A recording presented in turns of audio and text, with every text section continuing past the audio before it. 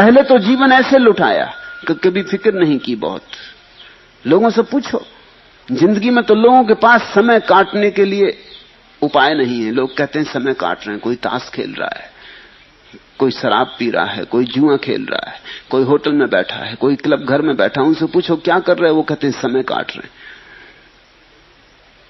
जैसे समय जरूरत से ज्यादा है तो काट रहे हैं, उसे क्या करें। यही आदमी मौत के वक्त चीखेगा, चिल्लाएगा कि और 24 घंटे मिल जाते, एक रात और पूर्णिमा का चांद देख लेता, एक रात और कर लेता प्रेम, एक रात और रह लेता अपने परिजनों के बीच, एक बार और सूरज उग जाता, एक वसंत और देख लेता, एक बार और देखता खिलते फूल, एक बार और सुनता गीत गाते पक्षी। पकड़ता है, अब सब जा रहा है, अब नहीं सोचता उसे कि क्या करे। पहले समय काटता था। तुम सोचते हो तुम समय काट रहे हो, तुम गलती में हो, समय तुम्हें काट रहा है। तुम समय को क्या काटोगे, तुम समय को कैसे काटोगे।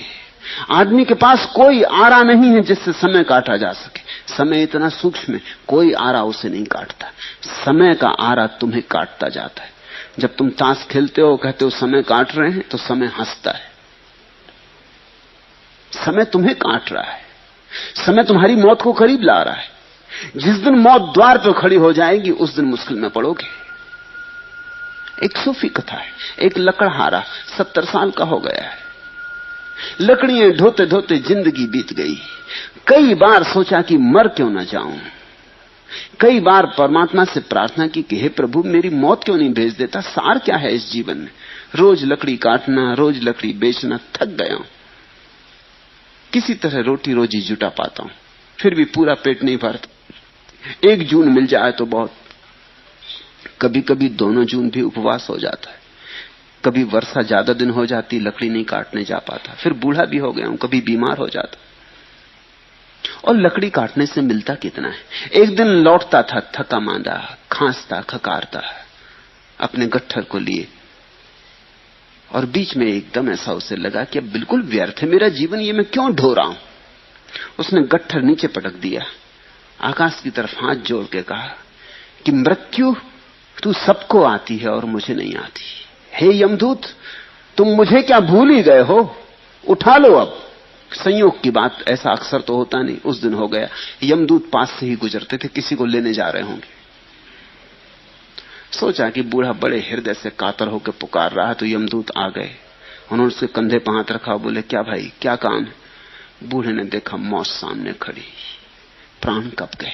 कई दफे जिंदगी में बुलाई थी मौत, बुलाने का एक मजा है जब तक आए ना। अब मौत सामने खड़ी थी तो प्राण कब गए, भूल ही गया मरने इत्यादि की बातें। बोला कुछ नहीं और कुछ नहीं, गट्ठर मेरा नीचे गिर गया है, यहां कोई उठाने वाला ना दिखा, इसलिए आपको बुलाया, जरा उठा दें। और नमस्कार, कोई आने की जरूरत नहीं है। और ऐसे तो हम जिंदगी भर कहते रहे मुझे मरना नहीं है, ये सिर्फ गट्ठर मेरा उठा के मेरे सिर पर रख दें। जिस गट्ठर से परेशान था उसी को यमदूत से उठवा के सिर पर रख लिया। उस दिन उस बूढ़े की पुलक देखते जब वो घर की तरफ आया, जवान हो गया था फिर से, बड़ा प्रसन्न था, बड़ा प्रसन्न था कि बच गए मौत से। मौत के क्षण में जीवेशना प्रगाढ़ हो जाती है। अब तो मौत दिखाई पड़ती, इधर गया हुआ जीवन दिखाई पड़ता है जिसको ऐसे ही गंवा दिया, कभी भोगा नहीं। इस अकड़ में रहे कि क्षण भंगुर को क्या भोगे। कभी ठीक से खाया नहीं, कभी ठीक से पहना नहीं, कभी ठीक से राग रंग ना किया। इस सबको उस आशा में बिता दिया, और ये खड़ी मौत। और मौत के पार कुछ है, अब ये पक्का नहीं होता। अब कौन पक्का दिलाए, कौन भरोसा दिलाए। तो जीवेशना बहुत जोर से उठेगी। मेरी प्रक्रिया मूलतः भिन्न है, इसलिए मैं तुमसे कहता हूं, वासना से भागना मत, वासना को दबाना मत, वासना को जीना, समग्रता से जीना। इस जीवन के अवसर को छोड़ना नहीं, इस जीवन के अवसर में जितने गहरे उतर सको उतर जाना। एक ही बात ख्याल रखना, जागरूक रहना और देखते रहना कि इस जीवन में कितने ही गहरे उतरो, कुछ मिलता है कि नहीं मिलता। मैं तुमसे उपवास करने को नहीं कहता, मैं कहता हूं जितना स्वाद ले सको भोजन का लेना, लेकिन स्वाद ले ले के बार बार जाग के देखना मिला क्या। पानी पे बबूला उठा और मिट गया। जितनी काम वासना में उतरना हो उतर जाना, लेकिन हर बार काम वासना को ध्यान बना लेना, उतरते वक्त देखना कि मिल क्या रहा है। और मैं तुमसे ये नहीं कह रहा हूं कि तुम कहो कि कुछ नहीं मिल रहा है, ख्याल रखना, वो तुमने कहा तो गड़बड़ हो गई, तुमने दमन शुरू कर दिया। मैं तुमसे ये नहीं कह रहा हूं कि तुम दोहराना कि क्या रखा है यहां, कुछ भी नहीं मिल रहा है, मैं ये कह ही नहीं रहा। मैं ये कह रहा हूं तुम गौर से देखना, कुछ मिल रहा है, कौन जाने मिलता हो तो ठीक। और भय क्या है, लेकिन कभी यहीं किसी को कभी कुछ नहीं मिला। इसलिए अगर तुमने गौर से देखा तो तुम पा ही लोगे सब राख है। ये जो राख की अनुभूति है, ये सारे जीवन पर तुम्हारे राख का जो अनुभव होगा, यही तुम्हें कह देगा इस जीवन में कुछ भी नहीं। फिर मौत आएगी तो तुम डरोगे क्यों, भयभीत क्यों होगे? जिस जीवन में कुछ था ही नहीं, अगर वो जाने लगा तो पकड़ने की क्या बात है। हम पकड़ते इसीलिए हैं कि हम ठीक से देख नहीं पाए कि जीवन में क्या है। एक लड़का सिर्फ दही ही दही खाता था, सब समझा बुझाकर हार गए। साधु सन्यासियों के पास ले जाया गया, उसने एक न मानी। जितना समझाते उतना उसका दही में रस बढ़ता जाता, जो कि बिल्कुल स्वाभाविक है। करो निषेध, रस बढ़ता है। किसी को कह दो इस दरवाजे के भीतर झांक के मत देखना, फिर मुश्किल हो जाती, फिर झांक के देखना ही पड़ता। आखिर आदमी आदमी है, उत्सुकता जगती। जिस चीज को दिखाना हो लोगों को, उसको छिपाना, मगर इस ढंग से छिपाना कि लोगों को पता चल जाए कि तुम छिपा रहे हो, बस फिर लोग आ जाएंगे। तुमने देखा ना, जिस फिल्म में सब बच्चों को बुलाना हो उस पर लिख दो केवल वयस्कों के लिए, सब चले। छोटी उम्र के लड़के 2 आने की मूछ लगा के पहुंच जाएंगे। अगर वयस्कों के लिए है तो जाना जरूरी है, जरूर कुछ मामला है। निषेध तो वहीं होता है जहां कुछ हो रहा हो। विज्ञापनदाता लिख देते हैं पढ़ना मना है विज्ञापन के ऊपर, कृपा करके इसको मत पढ़िए। फिर आप बिना पढ़े आगे नहीं निकल सकते। कैसे निकलेंगे? जितना समझाया साधु सन्यासियों ने, गुरुओं ने कि दही बहुत बुरा है, उन्होंने बड़ी बड़ी आयुर्वेद से उल्लेख किए कि दही के क्या क्या नुकसान है, उतना ही उसका रस दही में बढ़ता गया। आखिर एक बूढ़े आदमी के पास उसे ले जाया गया। रहा होगा बूढ़ा कुछ मेरे जैसा। उसने क्या कहा? उसने कहा बेटा दही खाना कभी मत छोड़ना,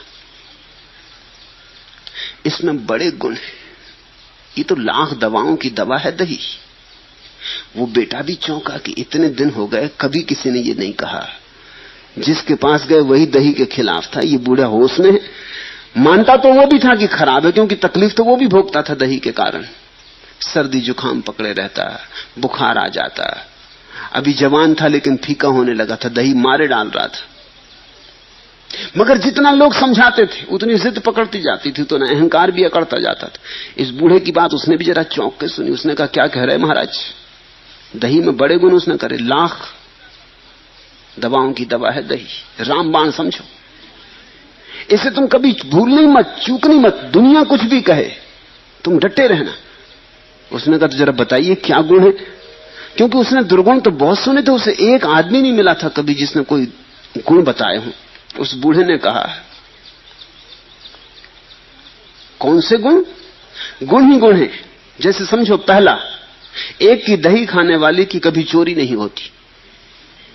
वो युवक भी चकित हुआ कि ये भी खूब गुण, दही खाने वाले की चोरी नहीं होती। 2 की दही खाने वाले की कभी पानी में डूबकर मृत्यु नहीं होती।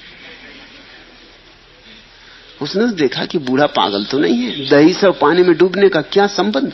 और 3 के दही खाने वालों को कभी कुत्ता नहीं काटता। उसने कहा आप होश में तो हैं, क्या बातें कर रहे हैं, किस शास्त्र में लिखा है, आयुर्वेद में कहां लिखा है? और बूढ़े ने कहा सुन, और 4 कि दही खाने वाला कभी बूढ़ा नहीं होता। वो युवक तो बोला कि मैंने बहुत ज्ञानी सुने, मगर आप कुछ अलग ही तरह के ज्ञानी, जरा मुझे विस्तार से समझाइए।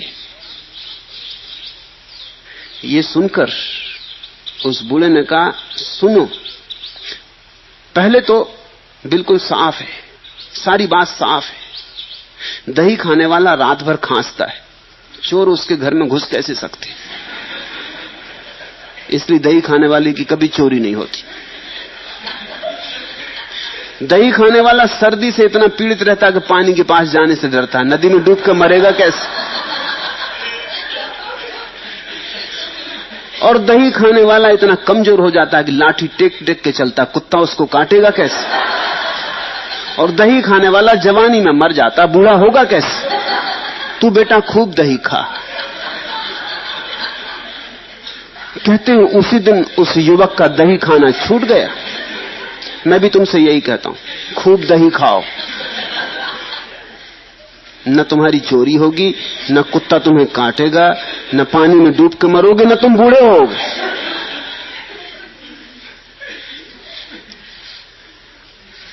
वासना से छूटने का एक ही उपाय है कि वासना की पीड़ाओं को ठीक से जान लो, और वासनाओं की पीड़ाओं को जानने का एक ही मार्ग है कि तुम वासना में बोधपूर्वक उतरो। इसलिए मैं तुमसे कहता हूं, वासना से लड़ो मत, भागो मत, जागो। जिस दिन वासना की व्यर्थता साफ हो जाएगी, उस दिन ये सारा जीवन व्यर्थ हो गया।